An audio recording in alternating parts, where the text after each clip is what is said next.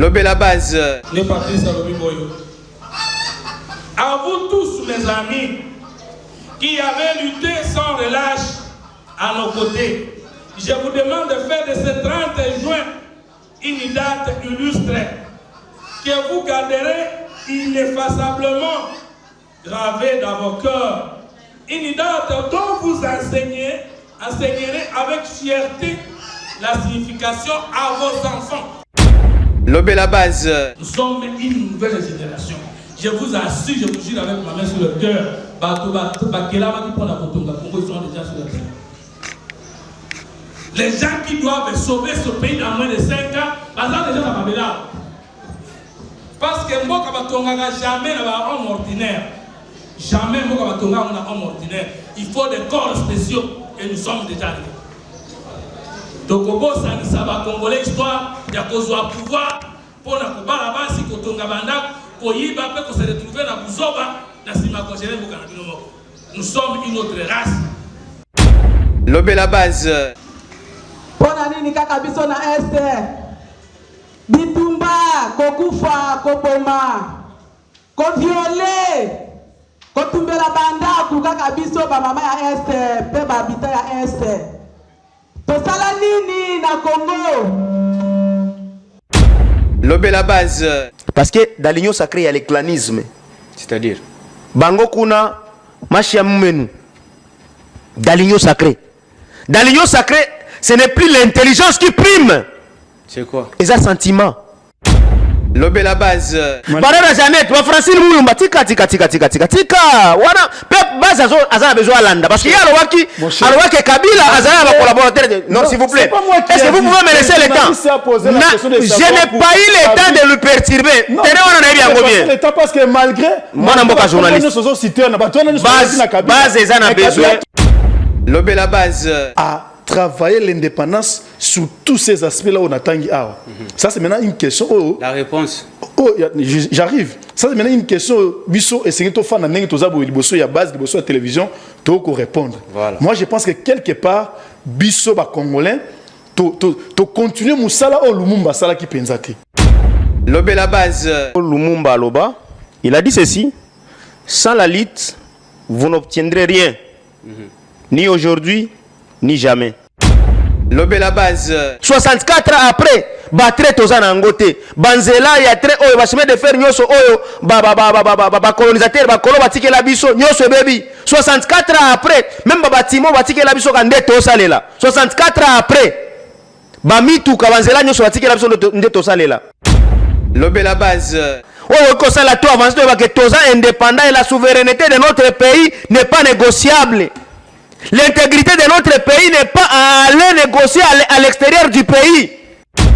Lobé la base. Les Congolais particulièrement ont besoin d'associer les Occidentaux, les Américains consorts. Dans la gestion, il y a un conflit, ce n'est pas de problème. Mais il faut laisser à l'Afrique, il faut laisser au Congo, Bazoua, destin à Bango na Maboko.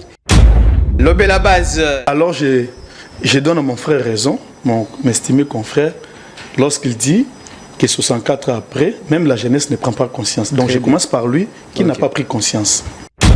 Lobé la base. Oui. Et sans être en 2006, les Blancs nous ont... Non, il faut corriger, il faut corriger. Non, il faut corriger. Il faut corriger 2018. S'il vous plaît. Aussi, il a dit que je ne suis pas conscient, donc je suis conscient parce que je ne suis pas de l'union sacrée. Je ne vends pas le pays. Ok. Lobé la base.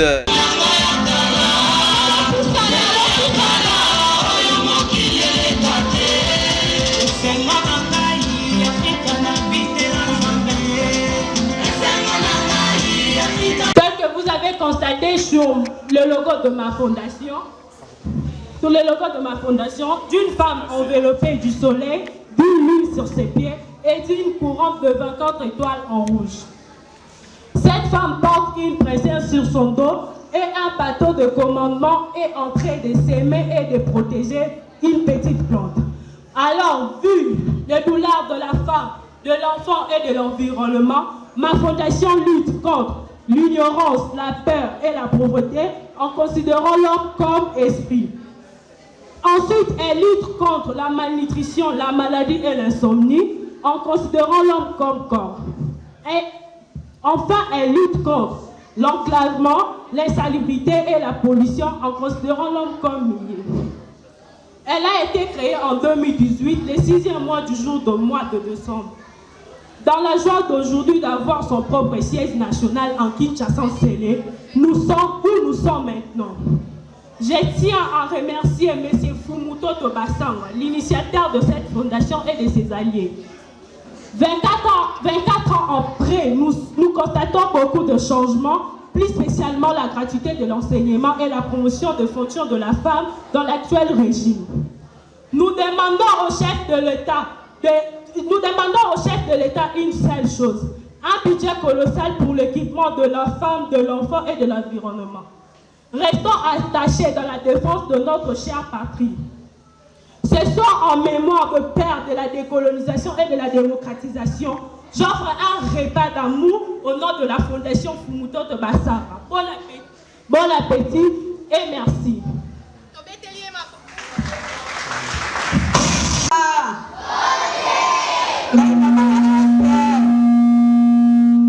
Ngai mama Esther mutema pasi mitoko mpona nini kaka biso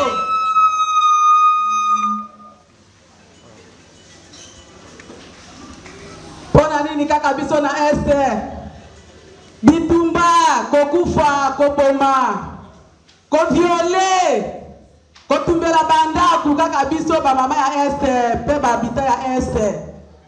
Tosala nini na Congo?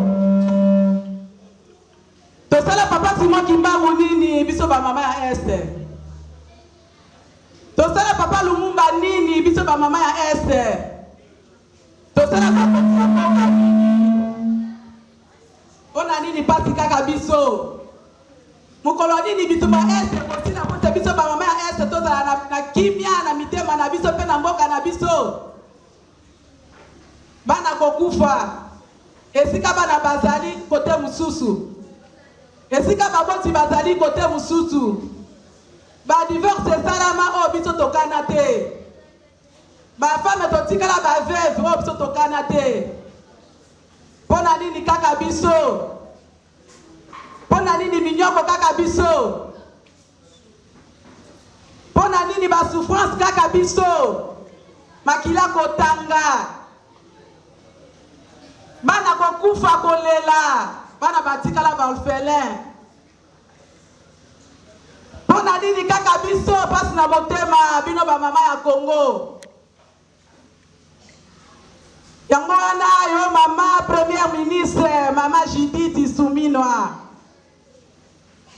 tala biso ba mama ya Esther ba mama mbala ya liboso ya mama ko diriger ko za première ministre na kati ya mboka oyo eza yo mama Judith Suminwa. Tala ngai na bana tozozanga meme eloko ya kolia. Tozozanga meme ndako ya kolala. Tozozanga meme nzela ya biso koleka.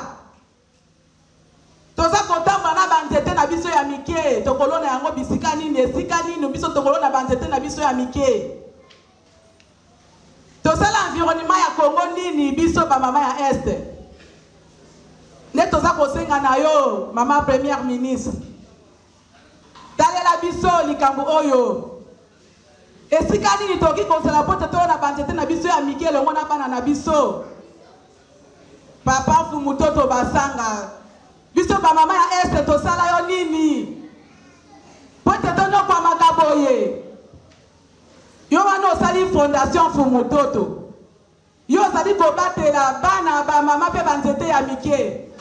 Kasi tala ngai elongo na bana na ngai tozangi esika ya kolala pe ndaku ya kovanda pe eloko ya kolia meme mai ya komela. Pasi na motema papa Fumutoto tala biso likambo yo.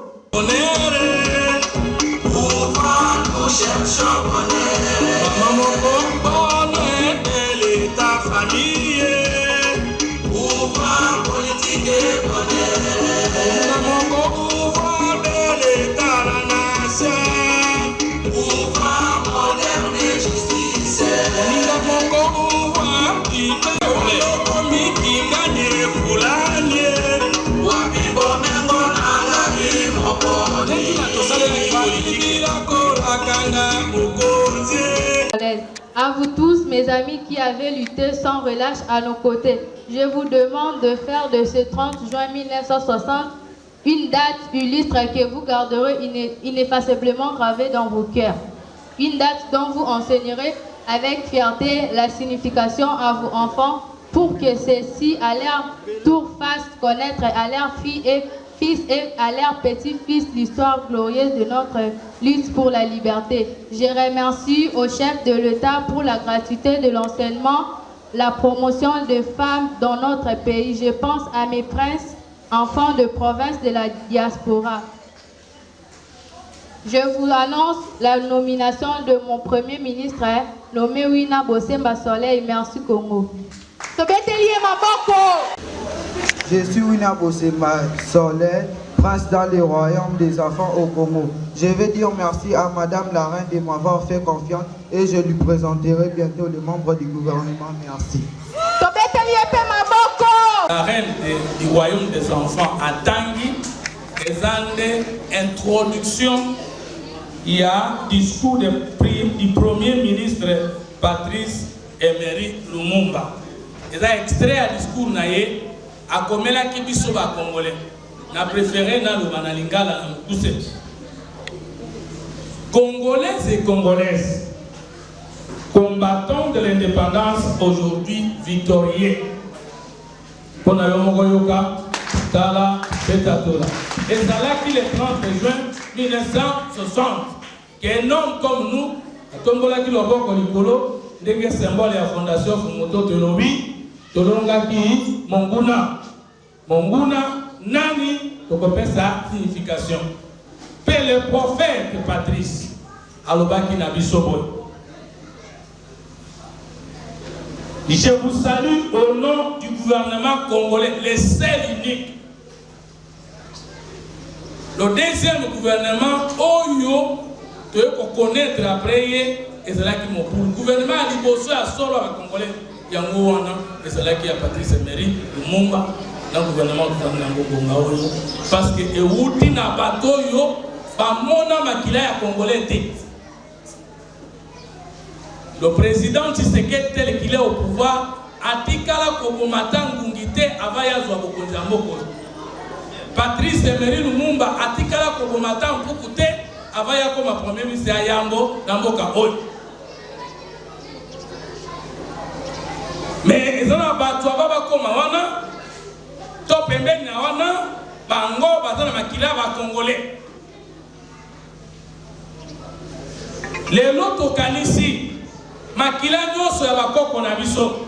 Makila na biso moko ya kala. Oyo totangisa ki yango na traite orientale. Traite orientale ezali traite au barab basomaka bakoko na biso bakendaka na ba. Qui n'est pas à confondre avec la traite occidentale au européen ba ekosomba biso. Nous parlons plus de la colonisation du christianisme, mais nous parlons peu de la colonisation de l'islamisme.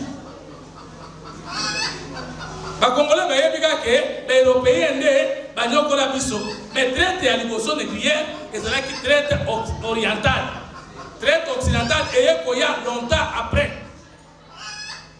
Alors, on a tout ni bino les Congolais. Oh, on a qui quand on a eu au basomba qui peut pas que noter cahier sous quoi que nous sommes la misala nazela dans qui kokende ndenge nini na tango en état de droit ils ont quitté droit de l'homme ils ont quitté pourquoi ça esclavagisme maintenant ils ont quitté bazali ko traiter dans zela ndenge ni soka ameki ko boya tozo kanisa bango ne Patrice Alobi Boyo. À vous tous mes amis qui avaient lutté sans relâche à nos côtés, je vous demande de faire de ce 30 juin une date illustre que vous garderez ineffaçablement gravée dans vos cœurs. Une date dont vous enseignerez avec fierté la signification à vos enfants. Date toko sangisa, ayele na biso, toko tangisa bana na biso, na ndimbola ya solo.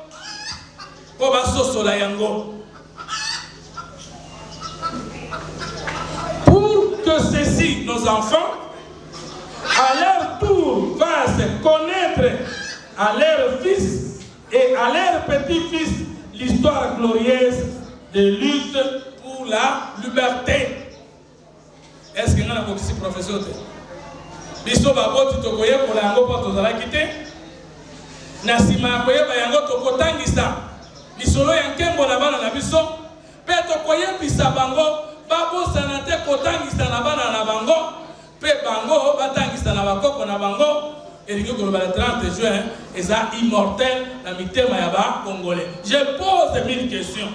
Nous avons qui est mon côté, il y a qui na deux larrons, mon à gauche, mon à droite, pour le monde entier. Il y a un yope, qui na deux personnes, au qui tourne en polo, pour nani ko sala monument ya motomoko, pe ko bosa na batomi balo bakufa ki na ye, alors que dans le discours na ye, il y a à reconnaître ceux qui ont combattu à ses côtés. Un jour, nous allons faire un monument avec Lumumba au milieu, Okito et Mpolo, et l'histoire sera réhabilitée.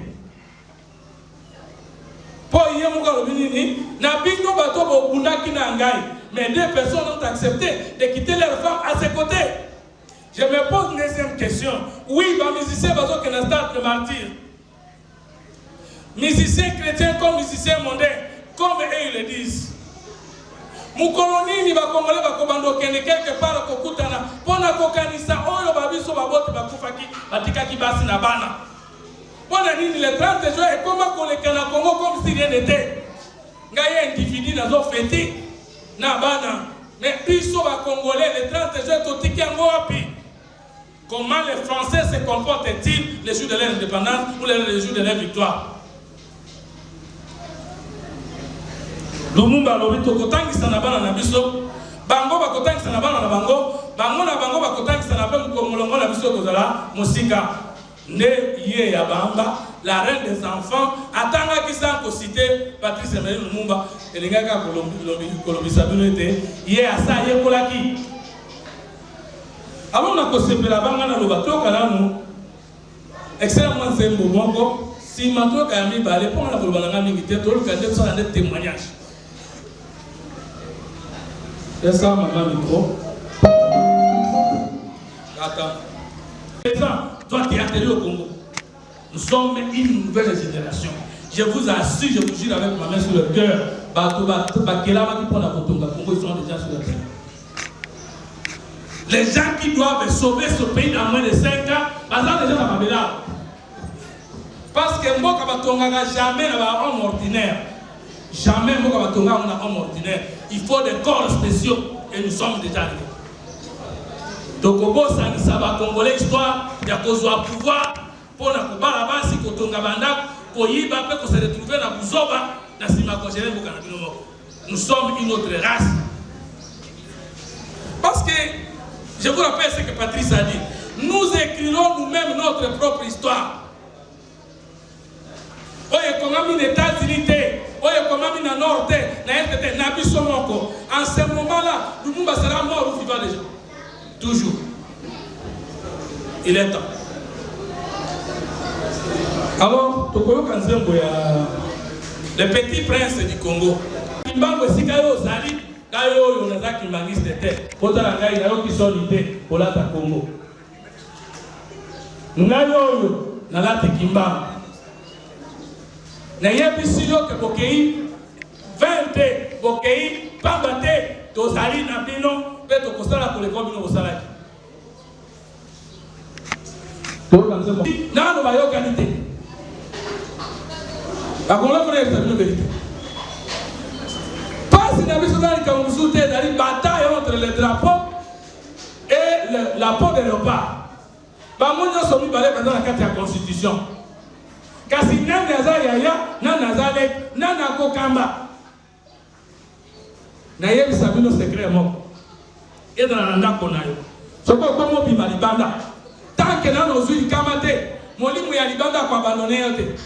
Mais soki okobela molade ya munene to likamba munene. Molimu etinda ki okokima. Na bana pe na banzete ya mike. C'est ça notre thème. Oyo ko retenir. 64 ans après. Donc, soit qui comprend tozwaki tosali na yango nini mpe totikaki kosala nini madame Miriam tokomi na yango wapi bamama mosusu babinaki awa kato les autres bazala prêtre biso sikoyo tolobi na bila ya 64 wana bato mosusu bakanisa makambo mosusu biso selon fondation Fumutoto ezaka bato misato nde banyokwami koleka 1960 la femme, l'enfant et les arbustes en étaient américains. Question la biso ezaboyi Roger Ayembi mikolo bazokola biso bana mike tozokufa boka yango ya lobi epanani ete sokolandaki yango mikolo bazokola biso bana mike mikolo ya lobi tozokufa sikota boko balelo ke bolingi te mboka wana bazwa lobi na bapai mais ozo entretenir mwasi te yebama ya mwana muke mwasi amemi na mukongo ozo batela ete nzete ya muke pe ozo kengela yango te est-ce que banguna mpo bazwa kongolo be kozala deba bango bazo batela bamama na bango bazo batela bana na bango pe bazo kengela banzete na bango ya mike biso mikolo na biso balobi bango bakokufa na politike bakotikela mokonzela te ava bakufa bakoforme mpe mutu te ayeba nde babundaki bango bakufi bakei na makambo na bango biso mpe tokufi banguna bakoya kozwa kongo ya lobi kongo na biso na pete lobi lokuta tosolo papa akoli asombi lopango ya kitoko na quartier bandeko na ye nyonso bakufa na ngai oyo nini mabele ya mboka na ngai peti nga na ndimi leloke ata na lekio na bambula mpe na badiplome nga mpe naza mokonzi lokola ya mboka oyo j'accepte pendant lelo le 30 juin 2024 ke nga na oto bano se comporte na mboka oyo lokola yo nkolo nga mpe nkolo na yango seke yo avosala likambo etali Congo otuni ngai ngai mpe avant nasala likambo etali Congo natuni yo eso comprendre nga siko kombo na ngai eza mokonzi ya mabele yo mpe kombo na yo nani nzambe akela biso mpo tosala nini tozala bakonzi ya mabele na kikongo abenga biso banani na kikongo abenga biso banani yango oyokaka Fumutoto wana ezala kombo papa na mama bapesanga te eza kombo ya révélation za balobaki na ngai natindaki yo na Congo mpo tunga mboka na yo. Ce qu'on peut retenir, c'est que nous avons dit là-bas polo na biso comme vous constatez là le 30 juin tokomi yango na couleur rouge. Le 30 juin 2024 tokomi yango na français. Vous voyez comme nous avons dessiné sur nos polos. La date du 30 juin 2024, nous l'avons gravée en couleur rouge. Moi-même, j'ai porté la couleur rouge, mais nous sommes plaqués sur la couleur noire pour penser à la page sombre de l'histoire que nous avons connue depuis la nuit de temps jusqu'au 30 juin 1960. Et notre thème, c'est le 30 juin 2024, pensons ensemble, réfléchissons ensemble, soit 64 après sur le Congo de demain. Mais cette fois-ci spécialement avec les femmes, les enfants et les arbustes. Tokanisa elongo Congo ya lobi, elongo na ba mama, na bana, pe na banzete amike. Selon la fondation Fumutoto, la femme, l'enfant et l'environnement sont les victimes les plus aggravées de la mégestion et de toutes sortes d'occupations ou d'agressions en République démocratique du Congo comme dans le reste des pays du monde. Donc la malgouvernance tue d'abord la femme, ensuite l'enfant et enfin l'environnement. Et la fondation Fumutoto est initiée pour défendre les intérêts de la femme, les intérêts de l'enfant et les intérêts de l'environnement.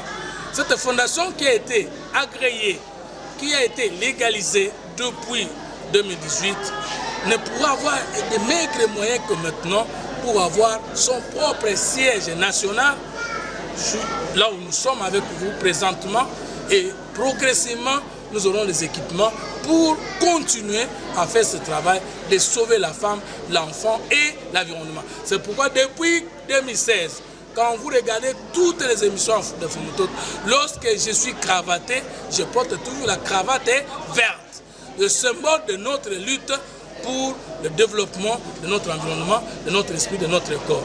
Donc en considérant l'homme comme esprit, la Fondation Fumutoto lutte contre l'ignorance, la peur et la pauvreté de la femme, de l'enfant et de l'environnement. Vous avez compris.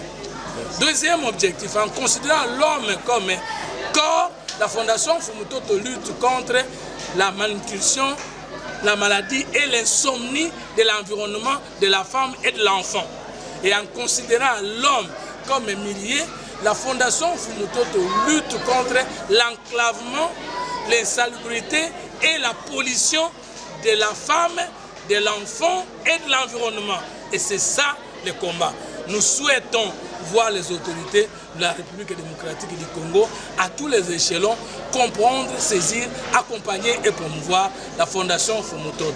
Alors 64 ans après, nous avons voulu célébrer la lutte de nos pères de la décolonisation et de la démocratisation avec les mamans et surtout avec les enfants et les petits arbres que nous appelons les arbustes pour dire, ok, aujourd'hui nous sommes devenus grands. Demain nous serons plus petits, nous allons vers la mort. Qui vont rester avec le Congo? Mikolo, Bazokola, Banamike, Bazokufa, Congo ya lobi na maboko ya nanio. Voilà. Quel est le message que vous pouvez lancer à tous les Congolais qui vous suivent à ce moment? De découvrir mon livre intitulé La femme, un sauveur que l'humanité ignore encore. De l'enfant et le renouvellement de l'humanité. 3. L'homme est esprit, corps et milieu. Donc le pays est la troisième dimension de la composition, de la compréhension de l'homme. Donc si nous comprenions que le Congo c'est notre maman, le Congo c'est notre parrain, le Congo c'est notre mentor et le Congo c'est notre espoir, c'est notre avenir, nous ne devrions pas accepter que Bunagana soit occupé jusqu'à présent. Nous allons nous battre pour le Congo et nous allons jamais détruire encore davantage le Congo, jamais, jamais. Nous allons soutenir tout étranger, tout national qui soutient l'avancement du Congo et nous allons nous insurger contre quiconque veut encore annuler le Congo dans le Conseil des Nations. Merci. Lobé la base. Bien, Lobé la base, émission, il y a Bino base, émission, il y a Bino. Congo mani, Bino va décider, tu rappelleras Bino que peuple ndé mokonzi, peuple ou rien.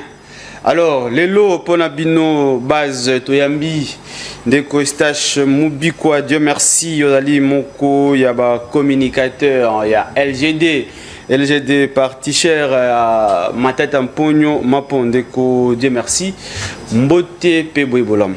Mbote mwana mboka journaliste, mbote na bai kongomani banso bao kolanda biso, mbote na batu nyonso oyo bazonyo kwa na province ya Nord Kivu, mbote na ba chômeur nyonso congolais, mbote na Barnabé Milinganyo oyo wapi toyebi bisika zate depuis bazoye na ba service ya sécurité na PCP ba condoléances na ngai na province mobimba ya Sud Kivu oyo wapi utaki kobungisa ba imoko ya province wana na bisiko babenga ka Toyota bibembebele uti okufa biloko nyonso wana na babalabala ba mauvais état babalabala na province wana vraiment ezate yango wana tozo na ozupe occasion ya ko interpeller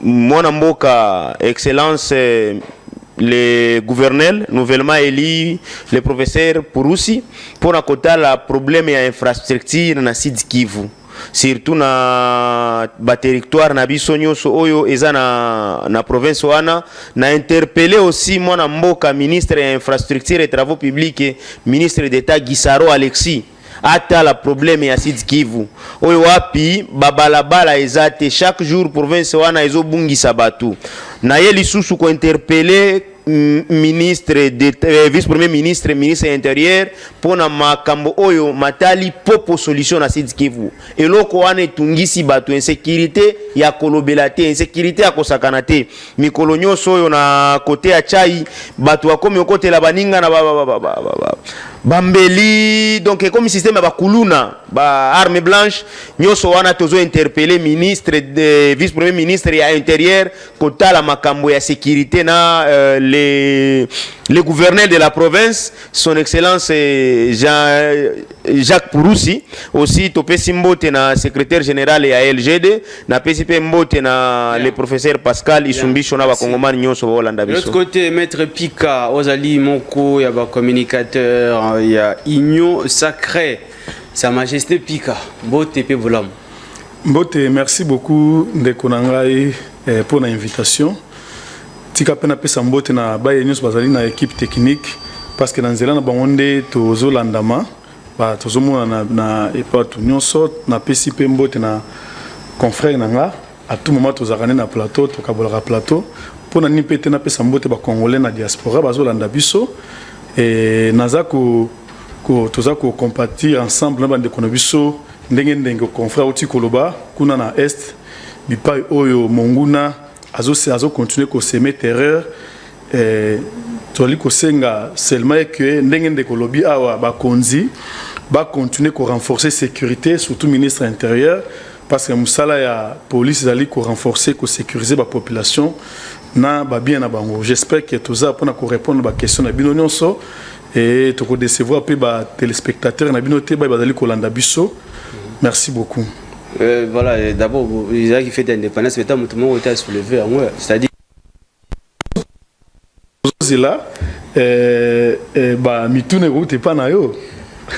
Bien, merci. Mais il y a une question. Il y a une question qui taraude les esprits Yabakon Omani. Qui bloque le Grand Bandundu? Nana Lingi développement est un Grand Bandundu. Pourquoi? Parce que déjà, la province, il y a le grand. La province ya Kwilu ils ont élu les sénateurs pour que permettre de compétir dans le perchoir et à Sénat, mais aussi un sérieux problème.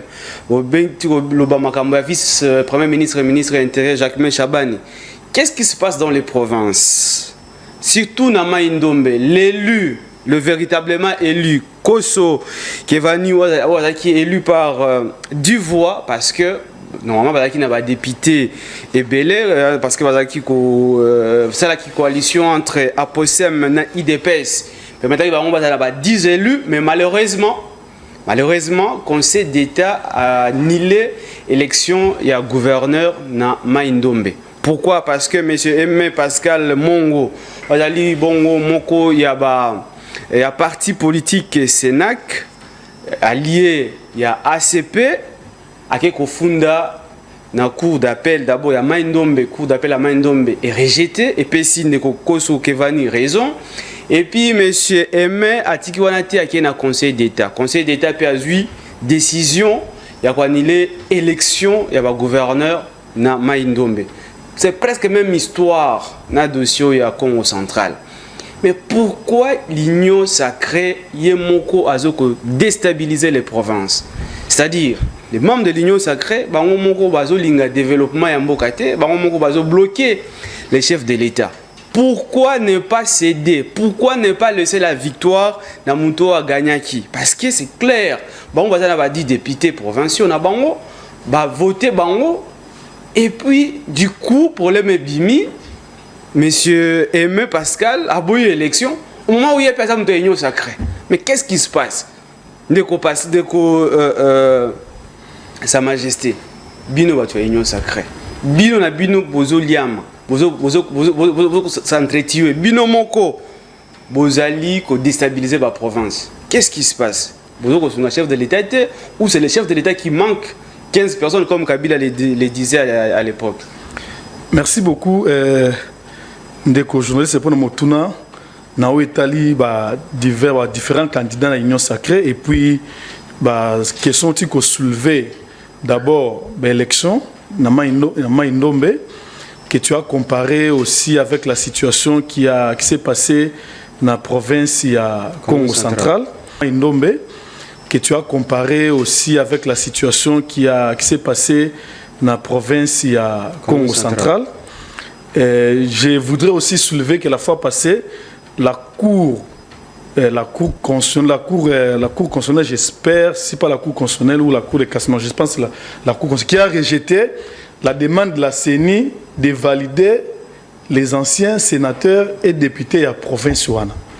C'est-à-dire pour la CENI, vu que l'élection est salamité, il faut plus donner accès à valider les candidats, les anciens élus passés, à continuer législative. Bon, je pense que la juridiction qui était saisie a refusé.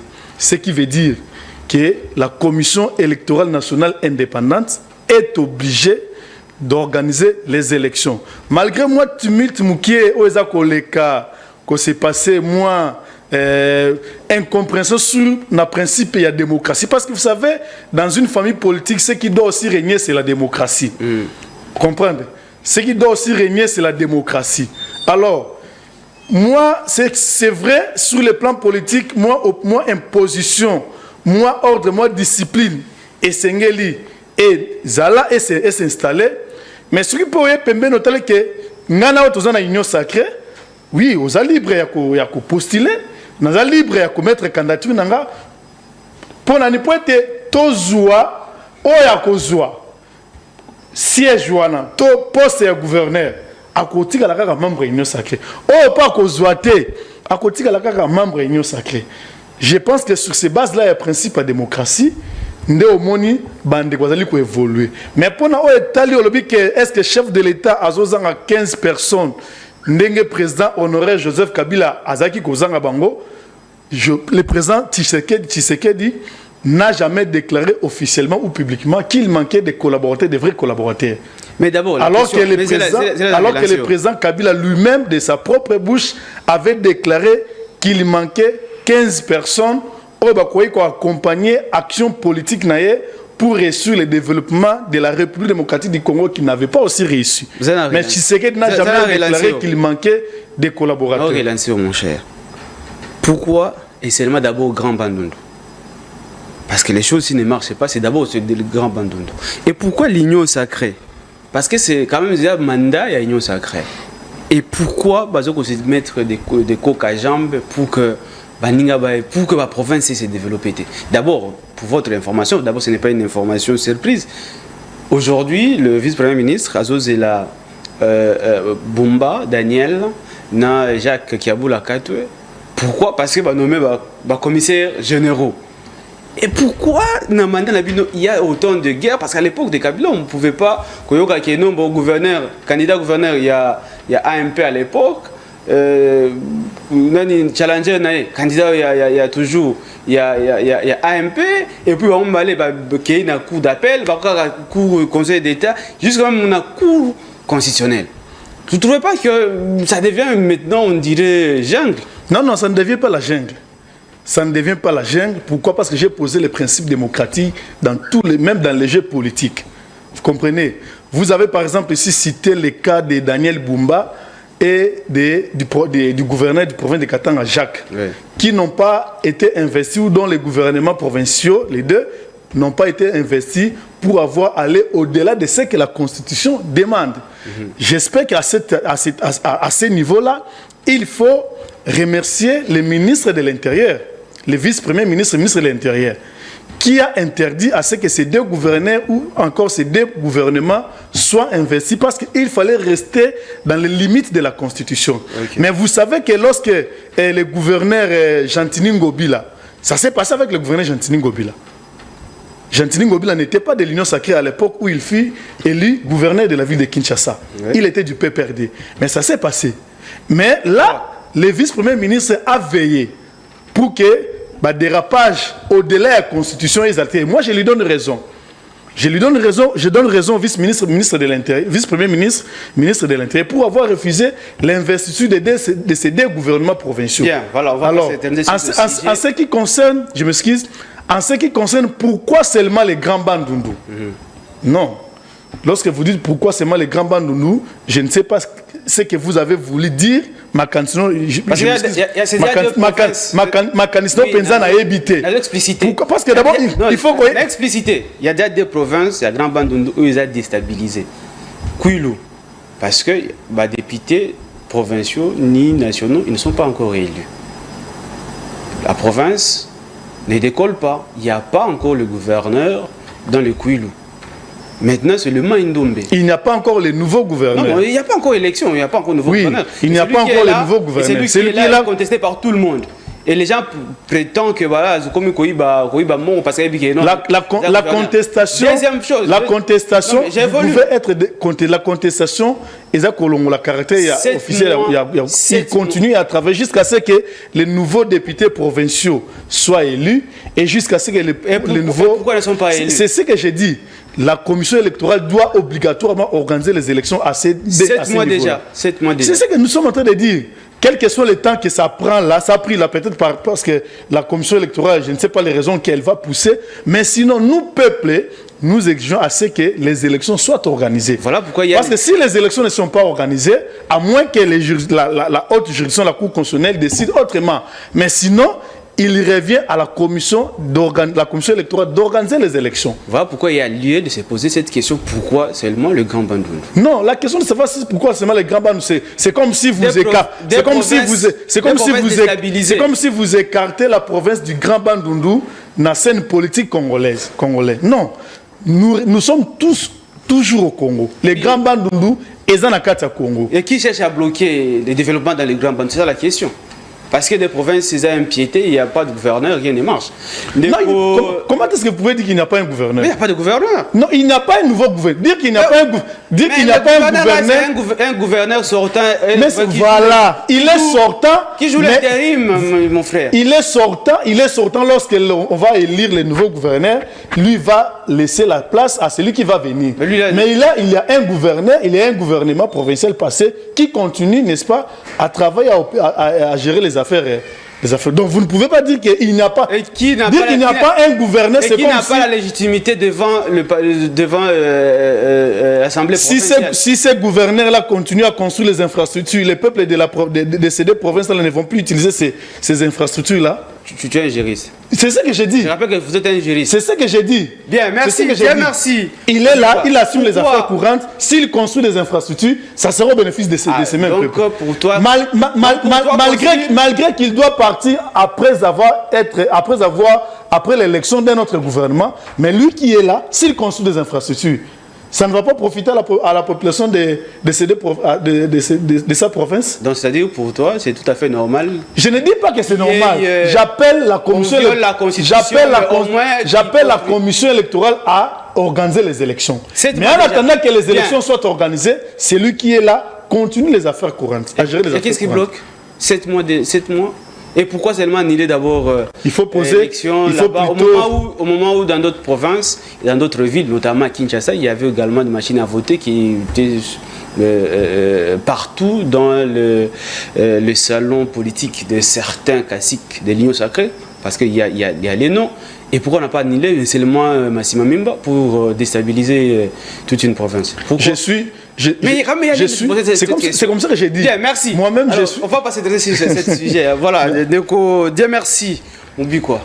Moi, Namboka, journaliste, laisse-moi d'abord rire un peu parce que ça fait très mal. Très mal. Bandeko oyo sacré façon bazo memela mboka oyo. Dans cette famille politique appelée Union sacrée, il y a du désordre comme pas possible. Et chaque jour ici, j'insiste en disant, bato Union sacrée, batie mboko oyo likolo ya tono ya essence. Bazo lingaka mboko oyo explosé. Je vais d'abord parler de ce qui concerne mwana mboka Konso Kevin oyo wapi ba atiaki candidature na ye na gouvernorat ya Mai-Ndombe accompagné ya mutu ya Aposem et IDPS ba gagné ba élection. Mais mutu mususu Aimé Pascal ya ACP lokola ACP parti wana ngobila créé ngoka pona ko sala ba désordre akomiko. Donc il n'est pas d'accord à ces résultats. Les résultats des urnes. Il s'oppose. Mais si c'est le mansi na famille moko bato akomiko liana. Promesana neza mutu.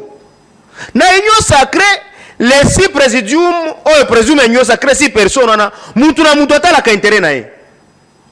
Donc bango intérêt en mboka eza te. Bon, toi lobela le susu heureusement président ya république moko loba ke justice yango eza malade. biso tolobela nini tala justice malade batali ke mutu réellement wazalaki eli nkoso balongoli basuspendre na ba élection. Ça c'est pour faire retourner revenir cette province en arrière. Province de commencer à décoller. Et puis les gens ici de l'Union sacrée, ils sont experts dans la violation de la constitution. Bango va respecter ni les traités ni l'esprit de la constitution. Nazo sunga ko débatteur na ngai alobi li solo moko alobi mwana mboka Chilombo atikala ko lobate ke azana problème ba collaborateur, c'est faux. À ça la déclaration en France aloba boye kuto sala ngo 2 fois na Belgique pe alobi comme son prédécesseur problème azana ngo eza yaba ya entourage ba collaborateur mais mutu ya Union sacré les brillants avocats tala ndenge Union sacré longola ba tumaele ayeko déclarer mokonzi na bango ya moko Chilombo aloba yango déjà. Kabila s'il disait qu'il n'a jamais eu 15 personnes, il faut tout sukolape makambo wana. C'était dans quel sens? Kabila alinga ki azwa siko batu oyo baza intègre, batu oyo baza permanent, performant, les nationalistes, les patriotes, les engagés. Raison pour laquelle vous allez comprendre aujourd'hui, permettez-moi de citer quelques noms. Les gens qui ont resté près de Kabila, engagés dans FCC. Je peux vous citer Marie-Ange Mouchobé quoi. Ah d'abord, oui, je présente aussi mes condoléances. Moi, là, qui est mardi. Oui, on a vu la présence à Jumel à Kabila. Voilà, Dada Jeannette. T'as cité, n'a pas cité. Marie-Ange Mouchobé quoi. Félix Kabange Moukwampa. Kabange Numbi. Numbi, oui. Nazo Kende. Tozo Kende Nansekouye. François. François. Le leader Ruchur. Voilà. Obe Minaku. Njala Njoko. On comprend les mito tikali. Tozo Kende. De Didiofa. To Kende kaka. Soki na lingina tanga bato batika na Kabila. Vous allez comprendre que ce sont des personnes engagées. Ba Emmanuel Shadari. Barara Janet, ba Francine Moulumba tika. Wana pep base azana besoin landa parce qu'il y a alowaki Kabila azana ba collaborateur. Non, s'il vous plaît. Est-ce que vous pouvez me laisser le temps? Je n'ai pas eu le temps de lui perturber. Tenez on en est bien bien. Le temps parce que malgré moi n'amboka journaliste. Base ezana besoin. Base ezana besoin ya kolanda. Effectivement. Tala